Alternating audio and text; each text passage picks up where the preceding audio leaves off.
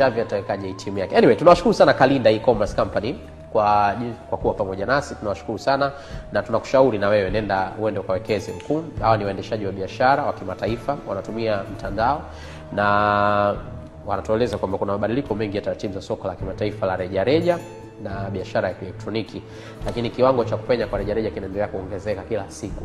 Kwa na wewe kama unataka kuwekeza kwenye soko la kimataifa kwa kupitia mtandao, Kalynda e-commerce. Okay.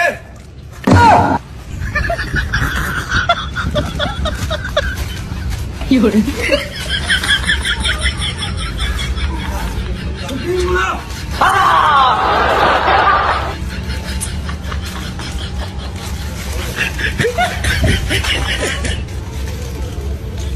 Sabihin mo na! Ayaw, lima!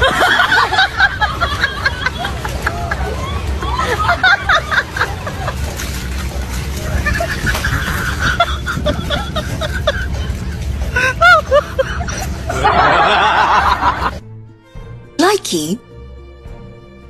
Hapa wadau mmegongwa.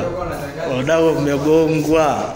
Mimi nawaambieni milango haifunguki, locked. Nawaambia saa 4 na dakika ngapi nagonga. Mmegongwa wadau. Shughuli hakuna. Huu mlango wa kwanza hamna laptop ofisini. Hamna nini vibasha na taarifa ya mpangishaji kwamba hao wenyewe kodi wanadaiwa miezi 2 hawajalipa, wanatafutwa hawapatikani, na aliyekuja kukodi hapa ni Mchina lakini hajai kuonekana, wako staff tu wa kawaida. Mlango mwingine haufunguki. Hii si ndio conference room yenu? Si ndio hii? Hii nawapa yani hii. Ikiwezekana nyenye njooni tu hapa tuliamshe sisi dude. Kila mtu ajue hiki iko wazi, mmeliwa. Tayari hii nyingine hii. Hamna kitu baba.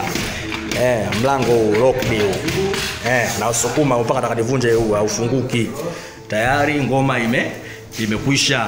Mimi niko ofisini hapa ninavyowaambia, hakuna kinachoendelea. Hakuna cha saa 2, hakuna cha saa 6, hakuna cha masaa 6, hakuna cha saa 10, hakuna cha alfajiri. I say, ni mpaka